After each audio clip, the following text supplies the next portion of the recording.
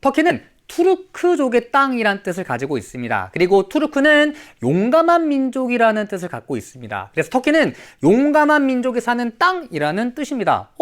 이름이 되게 좋잖아요. 뜻도 되게 좋고 용감한 민족이 사는 땅? 자, 그런데 2022년 6월에 터키는 유엔에 터키에서 튀르키예로 국호를 변경하겠다고 신청을 합니다. 그리고 유엔에서 이를 승인하면서 터키의 국호는 터키에서 튀르키예로 바뀌게 됩니다. 그럼 용감한 민족이 사는 땅, 좋은 뜻인데 왜 국호를 변경하려 했을까? 이 터키 하면 또 뭐가 떠오르세요, 여러분들? 바로 칠면조와 스펠링이 같습니다. 그런데 칠면조만 떠올리더라도 사실 기분이 썩 좋지 않은데, 칠면조는 영어로 겁쟁이 또는 멍청이라는 뜻을 담고 있는 속어로 사용이 되기도 합니다. 그러니까 원래 용감한 민족이 사는 땅인데 겁쟁이? 이런 뜻을 담고 있는 칠면조와 같은 스펠링을 사용하다 보니 옛날부터 터키 사람들은 이 터키라는 용어를 굉장히 싫어했다고 합니다. 그리고 터키에서는 튀르키예라고 이미 자국을 불러왔다고 합니다. 이런 거예요. 영어로 우리나라를 코리아라고 하지만 우리나라 사람들은 한국 또는 대한민국이라고 얘기하잖아요. 그러니까 옛날에 코리아라고 불렀던 우리나라의 국호를 한국이나 대한민국으로 바꾼 거라고 생각을 하시면 됩니다. 이 튀르키예는 터키어로 터키인들의 땅이라는 뜻을 담고 있습니다. 자, 여러분들 이제 터키가 아니라 튀르키예로 불러야 한다는 거 잊지 마세요.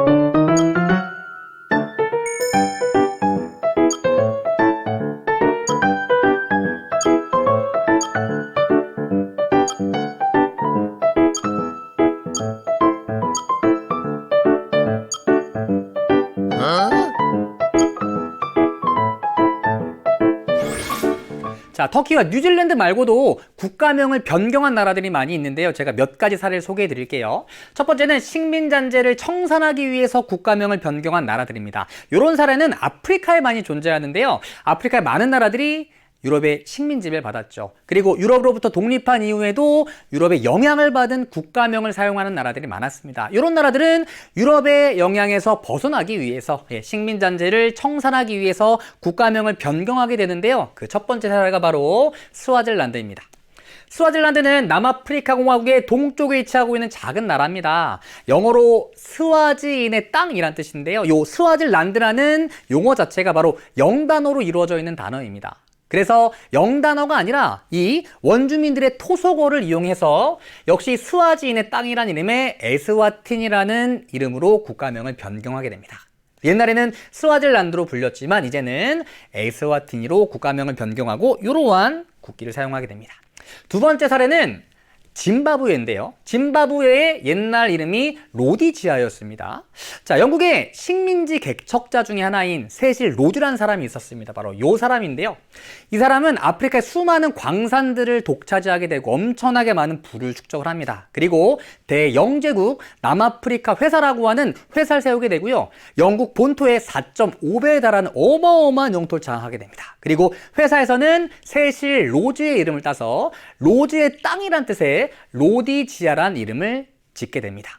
그리고 로디지아는 북로디지아와 남로디지아로 나뉘어지게 되는데요. 이 남로디지아가 독립을 하게 되면서 큰 돌의 집이란 뜻의 짐바브웨로 이름을 바꾸게 됩니다. 그래서 여기가 바로 남로디지아인데요. 남로디지아가 현재 짐바브웨가 되었습니다. 그리고 북로디지아는 잠비아가 되었죠. 그래서 스와질란드랑 짐바브웨 같은 경우에는 식민 잔재를 청산하기 위해 국가명을 변경한 사례라고 볼 수가 있습니다. 자, 다음 사례는 마케도니아입니다. 마케도니아는 과거 유고슬라비아 연방에 속해 있었던 나라입니다.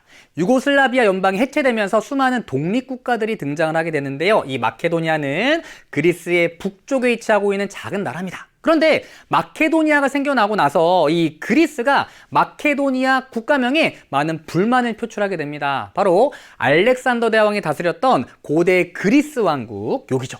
고대 그리스 왕국의 이름이 마케도니아였고요. 그리고 현재 그리스의 북쪽에 마케도니아라는 주가 있습니다. 그래서 이러한 이유들로 마케도니아에게 국가명을 바꿔라! 라는 요구를 하기 시작을 합니다. 마케도니아는 처음에는 그게 무슨 소리냐, 우리나라 이름을 왜 니네가 뭐라 그래? 라고 하면서 거부하기 시작을 하다가 2019년에 그리스의 요구를 받아들여서 북마케도니아로 이름을 바꾸게 됩니다. 마지막 사례는 네덜란드입니다. 네덜란드는 네덜란드란 이름뿐만이 아니라 저는 홀란드란 이름도 굉장히 익숙한데요. 바로 네덜란드 사람들이 자국을 홀란드라고 부르기도 했었기 때문입니다. 이 홀란드는요, 네덜란드가 독립국가로 등장을 할 때 중심이 되었던 지역이고요. 현재도 로테르담이나 암스테르담에 속해 있는 네덜란드의 중심 지역이기도 합니다. 그러나 이 홀란드란 용어는 사실 많은 부정적인 의미도 갖고 있는데요. 일단 홀란드라는 주가 현재 있는 주이기 때문에 홀란드주와 다른 주 간의 지역 간의 갈등을 일으키기도 했고요. 또 과거에 암스테르담에 있었던 홍등가나 대마초를 연상시키게 한다는 부정적인 이미지 때문에 네덜란드인들이 이제는 홀란드라고 부르지 말자라고 얘기를 하게 되면서 이제는 홀란드를 사용하지 않고 네덜란드로 단일화하게 됩니다. 이와 같이 전 세계적으로 국가명을 바꾼 굉장히 다양한 사례들이 존재하고 있습니다.